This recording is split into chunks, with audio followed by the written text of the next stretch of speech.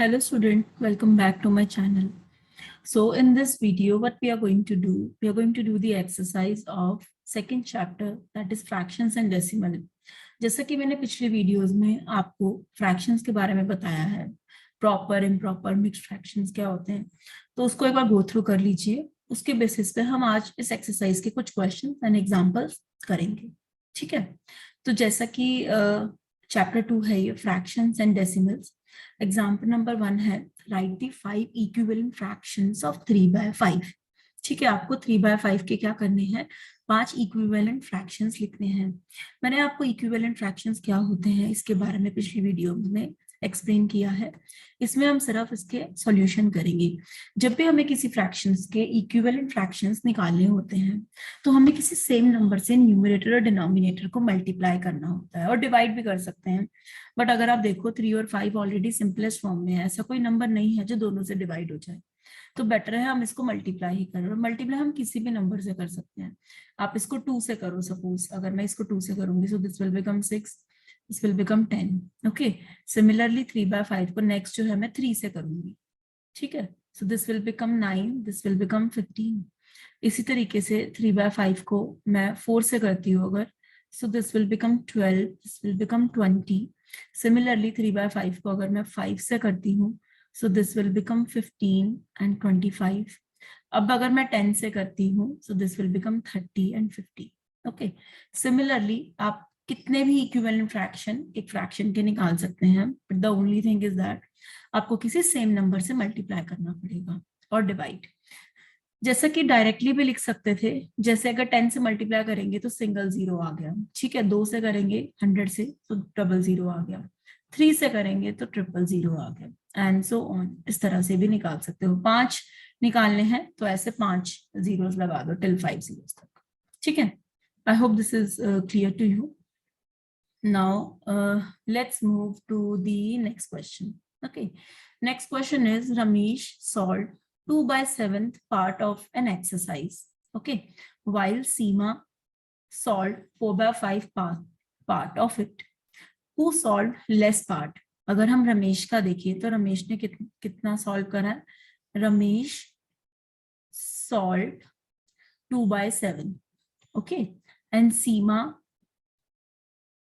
ने जो सॉल्व किया है वो है 4/5। अगर हम देखा जाए तो हमें सिर्फ इसमें कंपैरिजन करना है कि 2/7 बड़ा है या 4/5 बड़ा है। ठीक है, तो जब भी हमें दो फ्रैक्शन में कंपैरिजन करना होता है तो बेसिकली हमें सबसे पहला काम करना होता है उनका डिनोमिनेटर सेम करना होता है। ठीक है, क्योंकि ये दोनों अनलाइक फ्रैक्शंस हैं। अनलाइक फ्रैक्शंस के लिए हमें उनके डिनोमिनेटर को सेम करना होता है।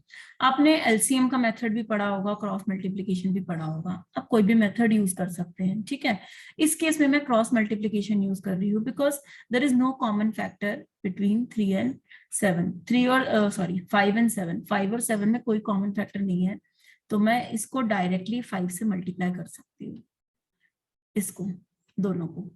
सो this will become 10, this will become 35। Okay, similarly मैं इसको 7 से मल्टीप्लाई कर सकती हूँ। 4/5 I can multiply with 7 and 7, so that will become 28, this will become 35। ठीक है, तो अगर आप एक चीज पे ध्यान दो तो डिनोमिनेटर दोनों का सेम हो गया, तो हम इजीली कह सकते हैं जो कि 4/5 है वो ग्रेटर है। ठीक है, तो किसने ज्यादा सॉल्व किया? सॉरी, सीमा ने ज्यादा सॉल्व किया, किसने लेस सॉल्व किया? रमेश ने। Ramesh solved less. ठीक है, इसमें एक और चीज भी कर सकते थे, एलसीएम भी ले सकते थे 7 और 5 का, तो वो भी 35 ही आना था, ऐसे भी कर सकते थे। ठीक है, okay, now let's move to the next question. Samira purchased 3.5 kg apple. This is 3.5. Okay, इसको अगर मैं लिखूंगी so this will be 3.5, and the next is and 3/4 oranges. आपको क्या निकालना है? You have to find the total weight of fruits purchased by her. ये examples हैं एनसीईआरटी के, आप उससे भी एक बार गो थ्रू कर सकते हैं। ठीक है, तो मुझे क्या करना है, इसमें टोटल वेट निकालना है कि उसने टोटल कितना फ्रूट परचेज करा। तो अगर मैं देखूं समीरा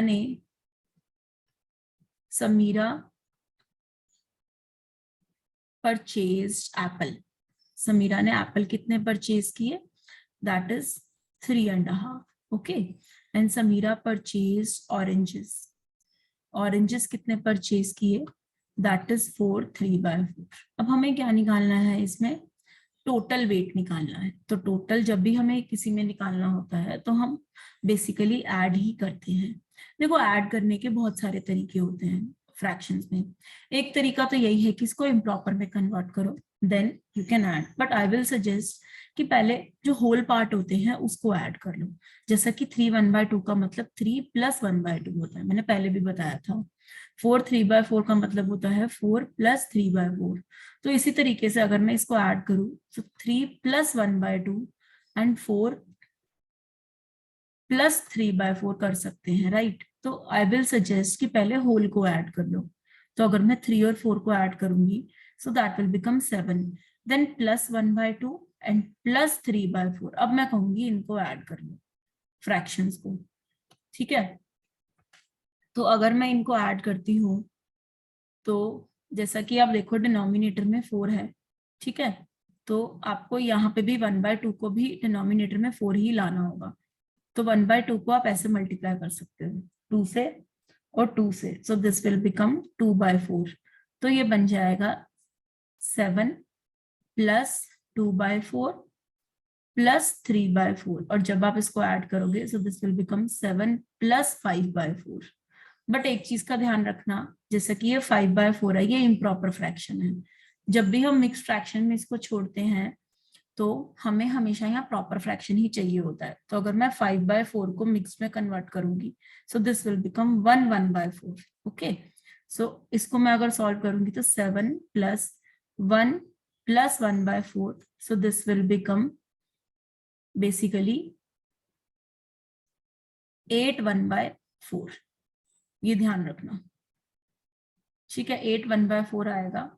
अगर आपको ये मेथड मुश्किल लग रहा है तो आप डायरेक्टली इम्प्रॉपर में कन्वर्ट करके भी सॉल्व कर सकते हैं। इस मेथड से ना करके अगर आपको इम्प्रॉपर में कन्वर्ट करके ठीक लग रहा है, तो जैसे अगर मैं इसे कन्वर्ट करूंगी, this will become 7/2 and this will become 4 × 4 16 + 19/4। इनको डायरेक्ट भी ऐड कर सकते हैं, ठीक है? Now the next is example number 4. Suman studies for 5 2/3 hours daily. The time devoted by her, वो इतना टाइम स्टडीज में डिवोट करती है daily, and she devotees this much hour of her time science and maths. Okay, तो अगर ध्यान से देखो तो साइंस प्लस मैथ्स दो सब्जेक्ट वो पढ़ती है, उसमें जो वो टाइम स्पेंड करती है दैट इज 2 4/5, ठीक है? और जो टोटल टाइम वो स्पेंड करती है that is total time which is 5 2/3। आपको निकालना है वो कितना टाइम अदर सब्जेक्ट्स में देती होगी। अब अगर टोटल की बात करें तो टोटल में science plus maths plus other subjects भी आता है, राइट? तो हमें अगर अदर सब्जेक्ट्स निकालने हैं वो अदर सब्जेक्ट्स में कितना देती होगी, तो हम क्या करेंगे, टोटल में से माइनस कर देंगे 2 4/5 को, ठीक है? इसमें यही करते हैं, पहले हम इसको इम्प्रॉपर में चेंज कर लेते हैं। 3 × 5 = 15, 15 + 2 = 17/3। Okay, 5 × 2 = 10, that is 14/5। अब जैसा कि हमने पिछले क्वेश्चंस में किया था, हम एलसीएम लेंगे 3 और 5 का, जो कि 15 आएगा, ठीक है? तो अब हम क्या करेंगे, इसे कन्वर्ट करेंगे इक्विवेलेंट फ्रैक्शन में, जिसे हम 5 से मल्टीप्लाई करेंगे, ठीक है? So this will become 15 and this will become 85. 5 × 7 is 5, 75. Okay.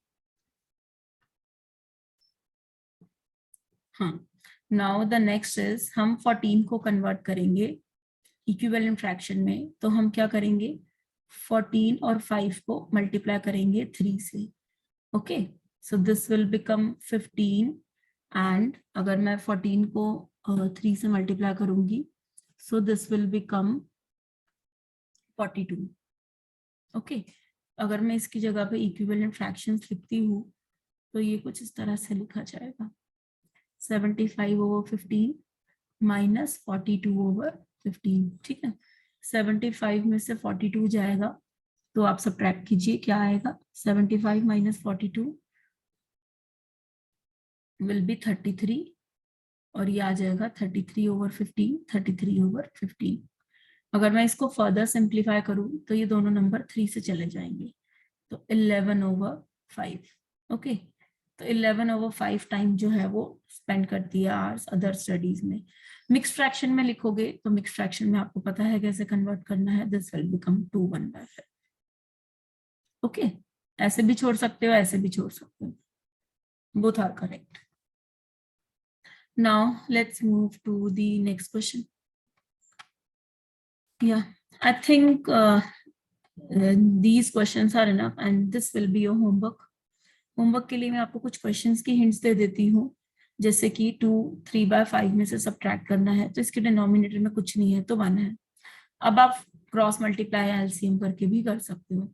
Similarly 4 के नीचे कुछ नहीं है तो 1 है, तो इसको आप सॉल्व कर सकते हो। इसका मतलब ये भी होता है, तो आप ऐसे भी सॉल्व कर सकते हो। ठीक है, 3 वाले नंबर्स भी सेम ही होते हैं, एलसीएम ले लेना, 10 आएगा, इन सबको कोशिश करना 10 में कन्वर्ट करने का, इससे इम्प्रॉपर में कन्वर्ट करके सॉल्व कर लेना। Correct. Now in this question आपको क्या करना है, डिसेंडिंग ऑर्डर में लिखना है। तो डिसेंडिंग ऑर्डर के लिए भी पहले आपको डिनोमिनेटर सेम करना हो, उसके बाद ही आप डिसेंडिंग ऑर्डर में लिख सकते हो। डिनोमिनेटर सेम करो, then you can do this your.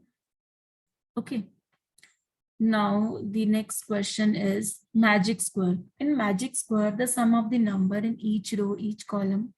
Magic square होता क्या है, मैजिक स्क्वायर वो होता है कि अगर आप इन नंबर्स को ऐड करते हो हॉरिजॉन्टली, वर्टिकली, डायगनली, तो हर जगह से ऐड करके इसका सम जो है वो सेम आना चाहिए।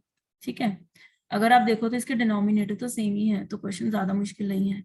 सबसे पहले डायगनली चेक कर लेते हैं, जैसे 5 + 2 + 8 अगर मैं ऐड करती हूँ सो that will become 15/11। Okay, similarly बाकी सबको भी ऐड करके यू शुड चेक कि 15/11 आ रहा है। सपोज दिस इज डायगनल 1, तो मैंने इसको D1 नंबर दे दिया। डायगनल 2, तो इसके लिए 4/11 + 5/11 + 6/11, तो ये भी 15/11 आ रहा है, राइट। तो डायगनली तो दिस इज सेटिस्फाइंग। अब आपको रो वाइज खुद चेक करना है, रो 1, रो 2, रो 3, ओके, कि सही आएगा या नहीं। खुद से करो, बताओ दिस ये है या नहीं, R1 R2 R3 यहाँ पे करके, एंड कॉलम वाइज भी करना है, ऐसा नहीं कि रो में कर दिया तो कॉलम वाइज नहीं करोगे, तो ऐसे करोगे C1 C2 C3, तो ऐसे भी ऐड करना 4 + 3 + 8 लाइक दैट। ओके, बताओ ये मैजिक स्क्वायर है या नहीं। Now let's move to the next question. Okay, इसके बाद एक ही क्वेश्चन करेंगे, दैट इज 4। रेक्टेंगुलर शीट, आपके सामने रेक्टेंगुलर शीट बनी हुई है। ओके, एंड इसकी लेंथ और ब्रेथ ये दी हुई है, आपको क्या करना है, पेरीमीटर निकालना है। Sorry no, this is question number 5। This is rectangular, एक रेक्टेंगुलर शीट है जिसका लेंथ ये है और ब्रेथ ये है, राइट।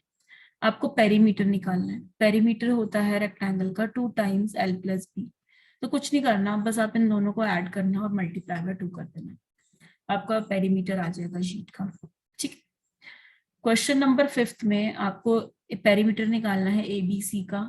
ये आपके सामने ABC दिया हुआ है, क्या है, ठीक है, इसका पेरीमीटर निकालना। सेकेंड रेक्टेंगल का निकालना इसका, जिसमें आपकी लेंथ और ब्रेथ ये है, this is L, this is B। बस इसके बाद ये बता देना कि कौन सा ग्रेटर है। Now for the question number 6, Salil wants to put a picture in a frame. The picture is this much wide to fit in a frame of picture. This cannot be more than this wide. How much picture is to be trimmed? ये question आप खुद करो। You should try कि क्या करेंगे इसमें, add करना है, सब्ट्रैक्ट करना है, डिवाइड करना है। Okay, do comment your answers. We'll discuss rest of the questions in the next class. Okay, bye.